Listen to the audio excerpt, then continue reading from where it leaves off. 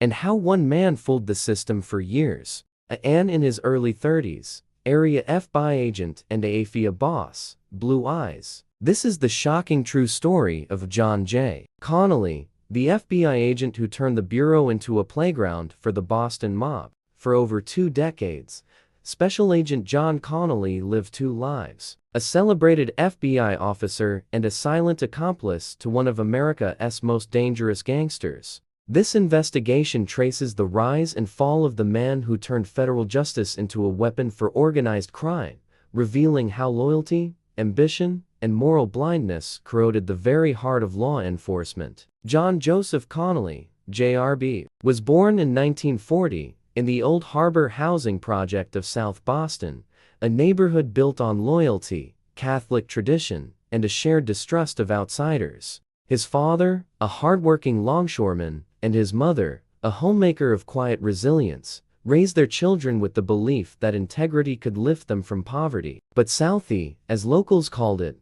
had rules of its own: rules of silence, loyalty, and respect for those who controlled the streets. Among them were the Bulgers, a family whose name carried equal measures of fear and pride. In the narrow lanes of Southie, Connolly grew up in the shadow of 2 Bulger brothers: Billy, the scholar, destined for politics and respectability, and James, Whitey, Bulger, the charismatic and unpredictable boy who commanded attention from an early age. Connolly admired both, and somewhere between those 2 examples, power through influence and power through fear, his moral compass began to form. Connolly joined the FBI in 1968, an ambitious young man determined to prove that someone from Southie could rise above the stereotypes. He possessed charm, intelligence, and an instinct for reading people. By the early 1970s, the Bureau faced a formidable challenge: dismantling the Italian-American Mafia. Agents were under pressure to deliver results, and informants became the currency of progress.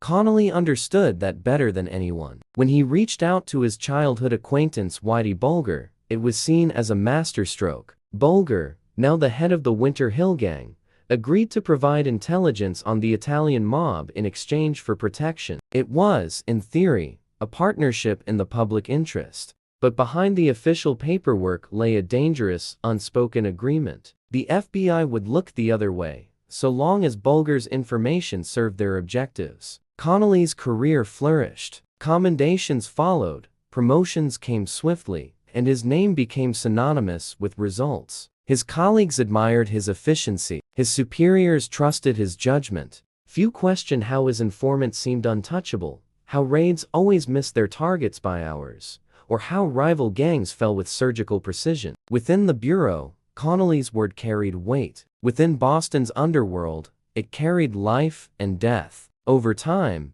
Connolly's behavior began to shift. He dressed sharper, moved into a wealthier neighborhood, and started attending social events with men whose wealth came from blood and fear. He told himself it was networking part of maintaining informants, but his colleagues noticed. He was growing arrogant, dismissive of oversight, increasingly secretive. Agents who raised concerns were quietly transferred. Files were misplaced. Reports rewritten. Connolly's success insulated him from scrutiny. If you are still watching, kindly press the subscribe button. By the late 1970s, Bulger's empire had grown vast. Extortion, drug trafficking, and murder all flourishing under the shield of federal protection. 19 deaths would later be tied directly to the Winter Hill Gang's operations during Connolly's tenure. Each one represented a leak, a warning, or a silence that came from somewhere inside the Bureau. Those who tried to investigate found themselves stonewalled or discredited. Connolly's manipulation extended far beyond Bulger. He cultivated allies within the FBI, rewarding loyalty with favors and disarming suspicion through charisma. He misled internal investigators, claiming Bulger's intelligence had saved lives and advanced national objectives. His reports painted a picture of control and illusion that allowed him to hide a network of corruption in plain sight. The Bureau, chasing the Mafia, missed the Irish mobster they had helped make invincible. At home, Connolly's family lived comfortably. His wife, unaware of the full extent of his double life, believed his long hours and stress were signs of dedication. Neighbors admired the federal agent who seemed to embody success. But behind closed doors, Connolly grew more volatile. Friends described him as paranoid, convinced that internal politics were turning against him. He began hoarding cash, accepting quiet payments from Bulger's men, bribes disguised as gratitude. In 1995, as a federal task force prepared to arrest Bulger on racketeering charges, the mob boss vanished. The timing was too precise to be coincidence. Within hours of the sealed indictment being approved, Bulger had fled Boston, leaving investigators baffled. The truth would emerge later. Connolly had warned him personally. That single act destroyed the illusion. For the first time, the FBI faced the reality that one of its own had betrayed it at the highest level. What followed was one of the most extensive internal investigations in FBI history. Files were re-examined, agents questioned, and old cases reopened. The findings were damning. Connolly had been leaking information for years, from wiretap details to witness identities. Informants who had trusted the Bureau were murdered as a result. Evidence showed that Connolly had accepted tens of thousands of dollars in cash, gifts, and favors, using his position to shield Bulger from justice. The fallout was catastrophic. The Boston FBI office was branded corrupt. Senior officials were forced into retirement. Congressional hearings questioned how one man could deceive an entire federal system. Connolly became the symbol of institutional failure, a reminder of how power, when left unchecked, breeds moral decay. The families of Bulger's victims demanded accountability,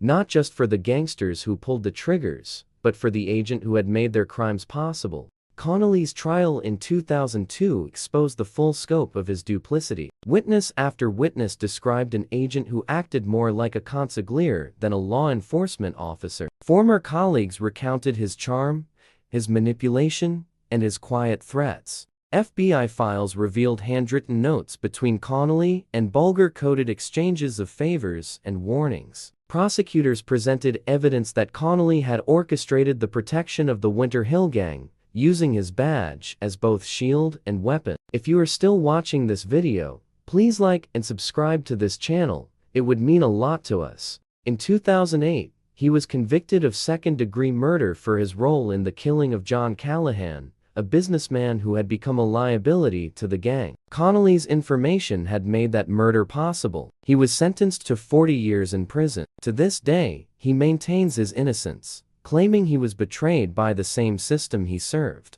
But the evidence remains clear. His loyalty was never to the law, but to a childhood bond that outlived his duty. The legend of John Connolly endures because it forces an uncomfortable question. How easily can the institutions built to uphold justice be bent by those who serve within them? Connolly's deceit survived for 20 years, not because he was extraordinary, but because the culture around him prized results over integrity. His success became his camouflage. His legend became his protection. From the outside, it looked like brilliance. Inside, it was rot. For the families of South Boston, the betrayal was deeply personal. Connolly had been one of their own, a boy who had made it out. Instead, he had become the bridge between law and lawlessness. For the FBI, his case remains a scar, a reminder that corruption often begins with good intentions, and that loyalty, in the wrong hands, can become lethal. Connolly's story continues to be studied in law schools and federal training academies. It stands as both a caution and a warning that even within the most disciplined systems, humanity, with all its ambition, fear, and pride, can undo justice from within. The Bureau has since reformed its informant policies, tightened oversight, and instituted ethics protocols. But the question lingers: could another John Connolly exist today? History suggests yes, though perhaps with a different name, different city, and a subtler disguise. Please like, comment, and subscribe to my channel, Mafia Crime Tales.